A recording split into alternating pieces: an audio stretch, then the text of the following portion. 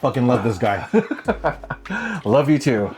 Love this guy. Alrighty, so welcome everyone again to another episode of Your Retro Bros TV, episode number 13. Ooh.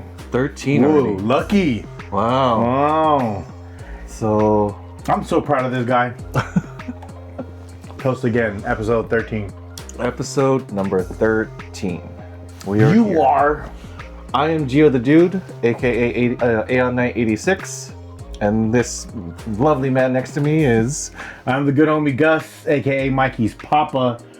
And thank you for those who are rocking. If you hear this, we are so thankful. If you hear this right now with us, thank you for rocking with us. We're having fun, and it's in a good place. And on episode 13, what I wanted to talk about was the hero that I knew growing up was like Hulk Hogan, right? I understand some of his choices later down the line, maybe even before, or him in his personal life. Him in his personal life weren't the best shows of his character. But from my understanding, my childhood, I want to thank him for giving me a really cool childhood.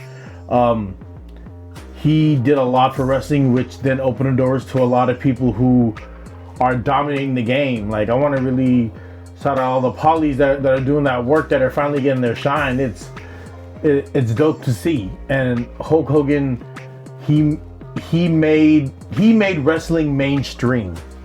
Right, during the 80s, Hulk Hogan made that wrestling mainstream. They had Cyndi Lauper. He partnered himself with Mr. T. He aligned himself with a lot of key players, and he knew what he was doing. Also, rich people talk out their ass, right? So I understand he's gonna say some foul shit. So that doesn't make what he said right, but I want to honor the things he did do right, which was wrestling. Right here, just toys on the table real quick. Toys on the table right here. This is the early Hulk that I remember. Like the Hulkamania, this part of Hogan was what I remember as the say your prayers, eat your vitamins, and say your prayers, eat your vitamins. There was a third one, I forget, but that was like his thing. And This one for me, Hollywood Hogan. That's who I remember. The rebranding was so dope. The rebranding was so dope from Hulk to Hollywood, and I fell in love with that. Like, this is when, like, I lost touch of wrestling, and then when this era happened, when it was like the Monday Night Wars, I was like, oh, what is this? Where he had a totally different personality. Yeah. But you rooted for it, right? I love to see it. It was like, we were the FU era, right? Mm-hmm. Well, what are we? Gen Z's, right? Millennial. You would most likely be Gen X. I would be millennial. Okay.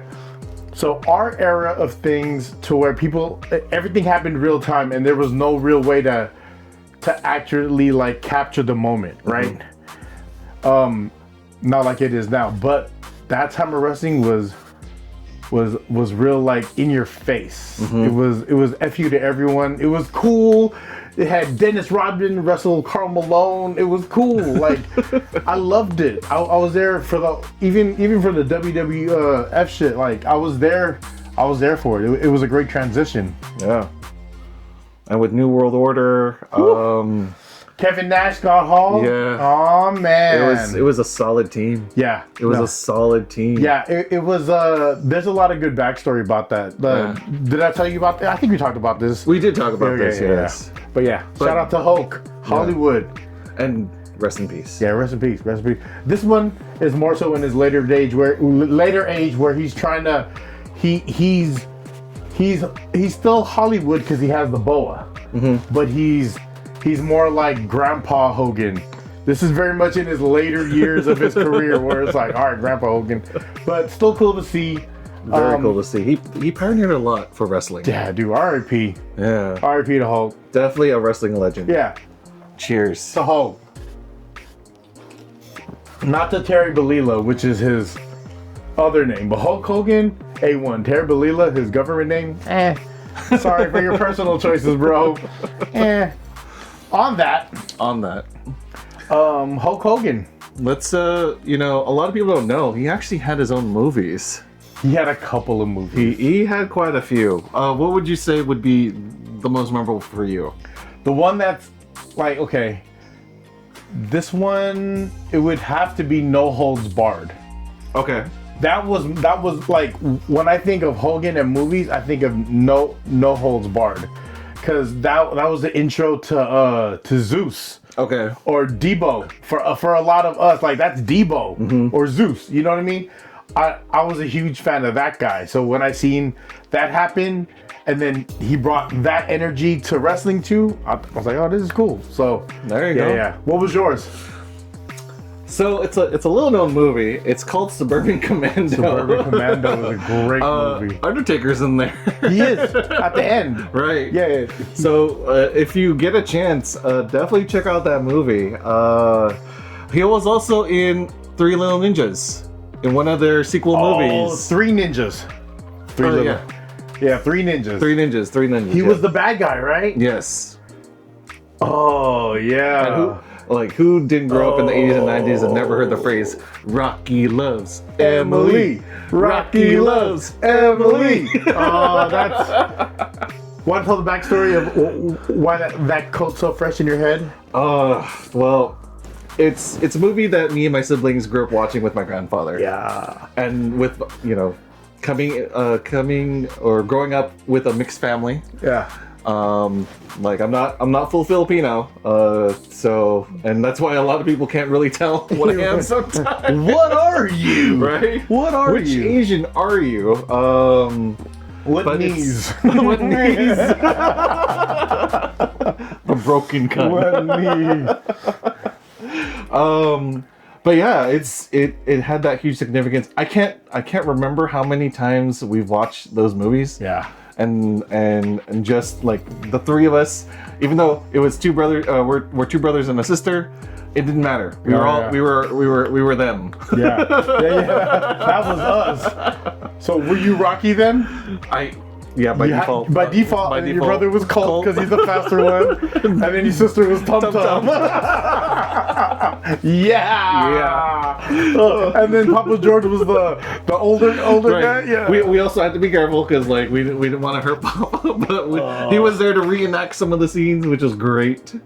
You have that memory? Yeah. Oh, that's cool. That's a great childhood memory. I don't know how well the other my siblings remember that, but I definitely remember that. Do you see? And then I see this for my dad. Now that my dad's a grandfather, I see a softer side of my dad. Yes. Now with my nieces, yeah, it kind of reminds me of Papa George. Yeah. So it's a great feeling. Grandparents and parents are two different roles. Yes. Parents are there to tell you what not to do, and then the grandparents are there to kind of show you to be softer with them, to be more like.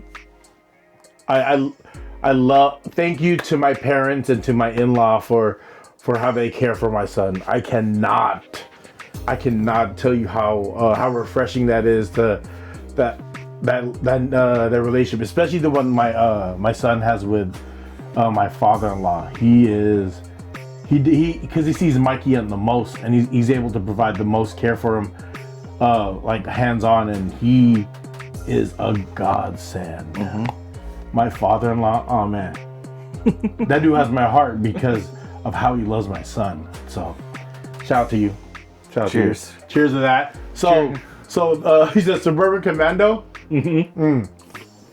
Suburban Commando. You said Undertaker was in that. His TV series, Thunder in Paradise. Thunder in Paradise. Oh, yes. that was terrible. That was like Baywatch with a bigger boat that just went faster. Right. But and it had more action. It had Ric Flair would come on sometimes. Yes. So I love wrestling. I love wrestling. Who do you think is the biggest star, Ric Flair or Hulk Hogan? I honestly want to say Hulk Hogan, honestly. But the Nature Boy, he's pretty. It depends who you're asking. Right. This generation will say Ric Flair. Oh, really? Probably, I think so. Okay. Because he's more like he's being rapped about more often now than Hulk Hogan was Then. like Hulk Hogan is probably being rapped about in the 90s, 2000s, maybe 20s. But right now, like people are talking about Flair more. So, but yes, I don't have an answer for that question either. Who I think is more popular? I would say Hogan now that he's dead, right? Yes. And they always talk about what he's done for wrestling. I don't think I've ever heard an interview for showing the impact of what Flair brought to wrestling, but just his overall persona and personality. But like I said, Hogan made it mainstream. Yes. He made it mainstream. He did. And let's not forget Hogan knows best. Oh, I kind of like that train wreck. I enjoy that. The first beginnings of reality TV, right? You think Brooke's pretty? No. I'm just gonna be real. She was not attractive to me. She was not attractive to me. She high. But hey, that kind of brings us to a good segue. Yeah. Let's bring up the 80s and 90s crushes. Oh yeah. Absolutes.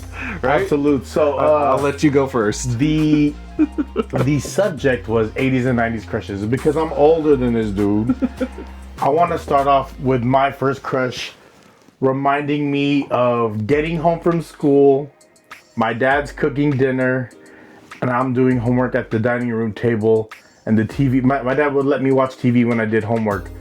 I think he knew I had ADHD. Turn on the TV, or this guy's gonna be asking me a million questions. So I gotta focus on making dinner. Hey, shut up, man! I'm cooking. It's gonna dry out the chicken.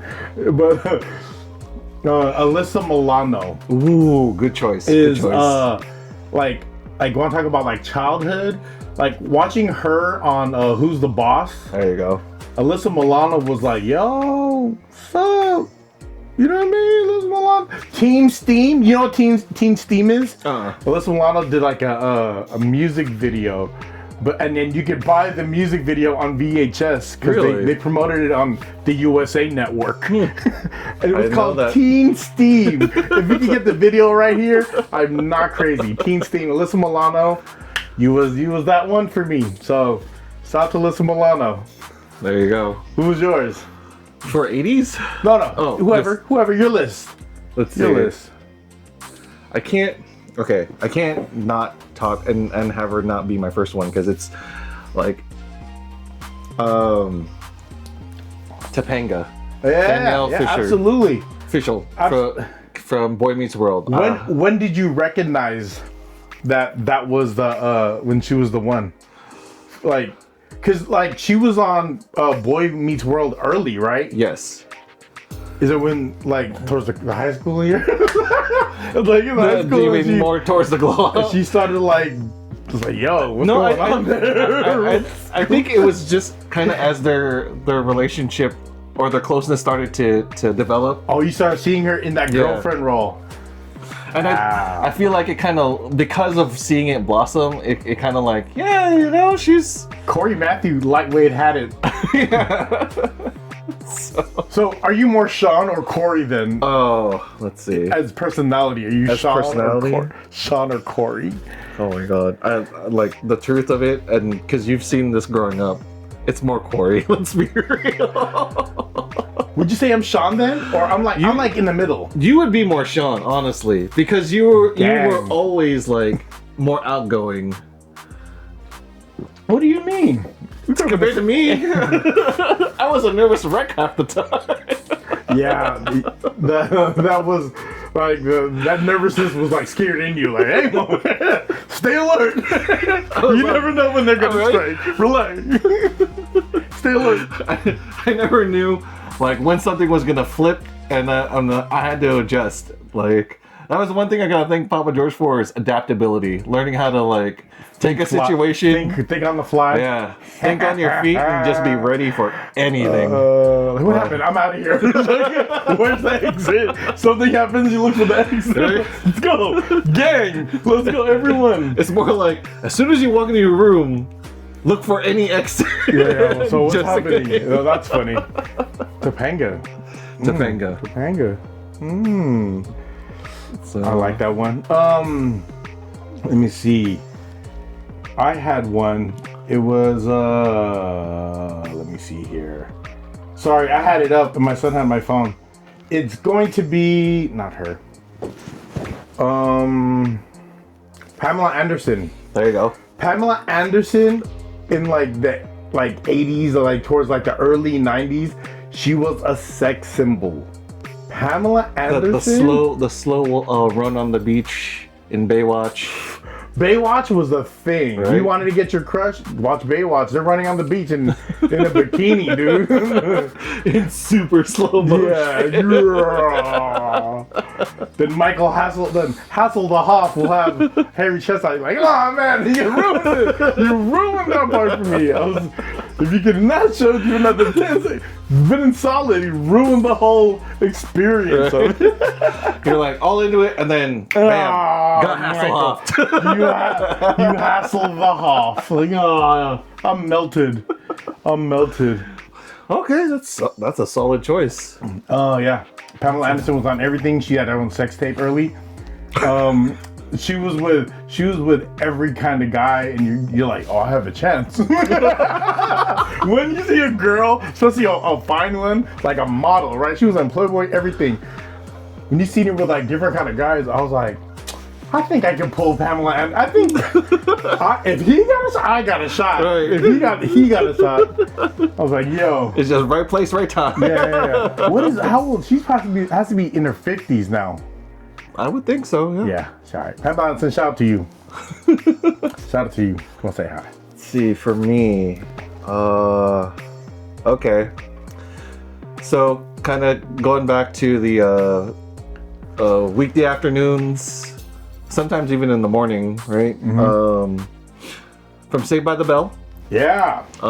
it would be Jessie, Yes. because Elizabeth Berkley.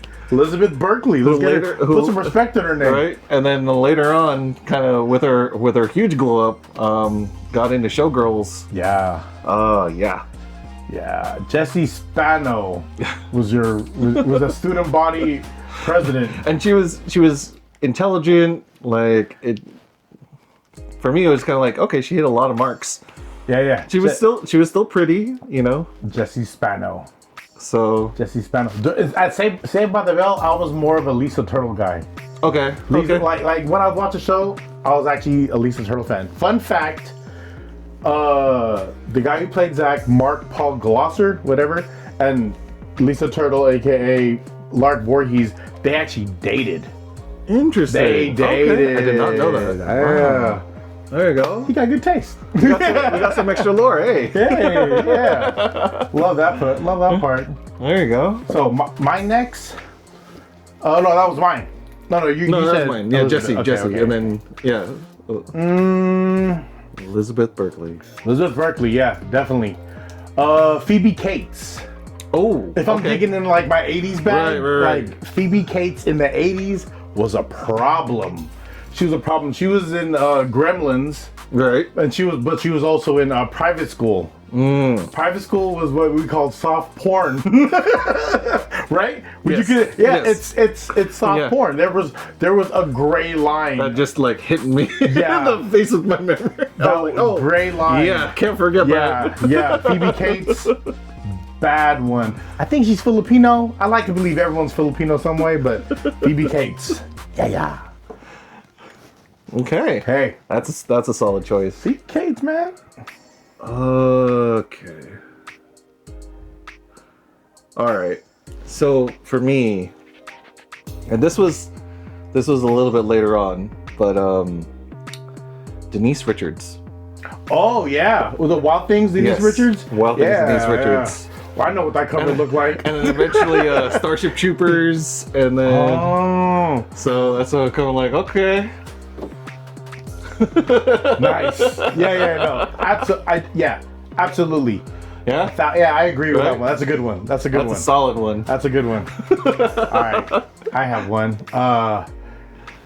And still to this day, on so many levels, Christine Applegate, Kelly Bundy, Yes. and the Bundy bounce. Everyone, if you have anyone over the age of 40, they know what the Bundy bounce is. You know the new Alante. Everyone knows the Bundy bounce. The Bundy bounce is very important. So shout out to Kelly Bundy, and for that I may not know to take out the garbage, but I know about the Bundy bounce. So Christine Applegate was a big part of my childhood. There you go. There you go. Now this one's gonna be a little different for me because Okay. Michelle Pfeiffer, Oh, right? okay. What Not, version? not something that you hear me say, but yeah, Michelle Pfeiffer. I thought about that one too, but I had to be reminded. What version of Michelle Pfeiffer for you? So this one is actually a little like not people probably Dangerous remember. Minds. Well, no, it's from Grease 2. She was in a Grease movie. She was the Sandy. Yes. But she was more like, yeah. She was more of a tomboy Sandy. So it I don't know. For me, it just kind of, and the way that, well, I don't know if she sang, but when she performed in that movie, in the singing parts, I really rocked with it. So Michelle Pfeiffer. yeah, I think for me, she was Catwoman, right? yes, That was when I was like, hey yo, Michelle, hey yo, hey yo. You know what I mean? And it was, that stitching was, product placement. It was. I was like, yo, Michelle go. Pfeiffer. She's There the you one go. that was in a Coolio video, Dangerous Mind. Michelle Pfeiffer, right? That's her, right? Yeah. Michelle Pfeiffer's solid. and then throw in the tight leather and the whip. It's a problem, Catwoman, guys. It's a yeah. problem. Yeah, we're not here. She got the range. She got the range. Yeah, she's solid. What number was that? I don't even remember. Okay. I think that's 4. That's Right? 4. I Okay, think that's okay. 4. This one to me is early 80s, and I'm digging back in my bag. I don't even know what her real name is, but I'm gonna say Daisy Duke from the Dukes of Hazzard. Okay. Daisy Okay. Duke from the Dukes of Hazzard. I know my cousin Jippy know about some Daisy Duke from the Dukes of Hazzard, but yeah, that was she was up there with what was that other get back to me. Get back to me. Okay. But yeah. Let me see. So number 5. Oh yeah, I got one now.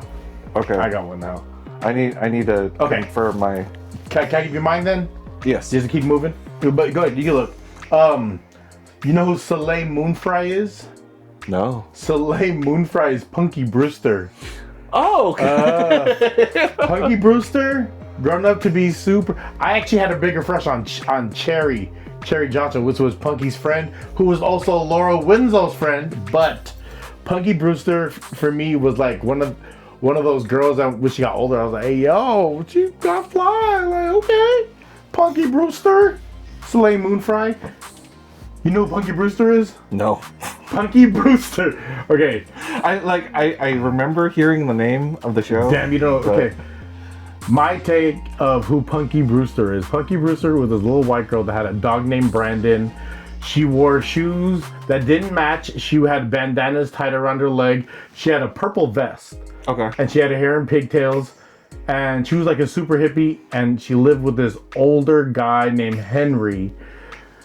Oh, her best friend was Cherry. She had another friend named Alan.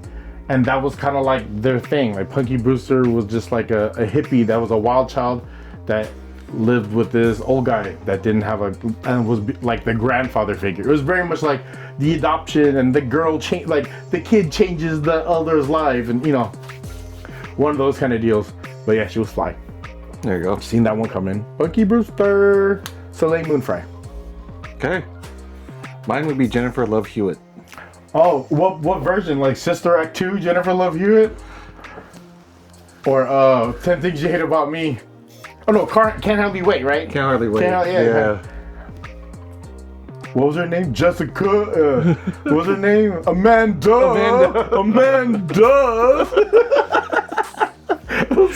Oh my god. Good one. All of those rom-com movies in the 90s. Like, you really got me there. That was great, dude. Jennifer Love Hewitt. We had great stuff to grow up on. Our childhood was dope. On that, what's next? Want to close it out there? I think we can close it out there. Yeah. So we're cooking. We still have a lot more in store. We thank you guys so much for growing with us. Definitely, if you have things you want to say, leave it in the comments. We'll respond. Can I share something real quick? Yeah. Real quick. If you made it this far, and you're listening, you're cooking with us, thank you. Today, just not being thankful for this, but today I was able to present a very important family, a keepsake for honoring Brian Lucas, aka DJ Swift Rock, into the Daly City Hip Hop Hall of Fame last year. This year, the keepsake was ready, everything lined up. I was able to go there and help present it on behalf of the committee that voted him in, and it felt so good. Like, to go there and to see a lot of people I haven't seen in a long time in the same space all together. A lot of people who haven't been in the same room in a long time, and it was an amazing feeling. It was an amazing feeling, and there's a lot of love. There's a lot of thankfulness. I got to see some old faces. Got to see some new faces. It was good. And being able to provide that for that family felt amazing. You know what I mean? Like, and shout out to the team that did it with me, but I was there to see it real time and present it to them, and it felt really good. And it's really important that we tell people we love them as often as we can. If you love someone, tell them you love them as often as you can. And it's something we take for granted. It's something we don't always have the ability to do, and just never miss that opportunity to tell someone you love them, because it can all go away. All right? Yeah. It can all go away. So, on that note, episode 13. Cheers. Cheers. YourRetroBROStv.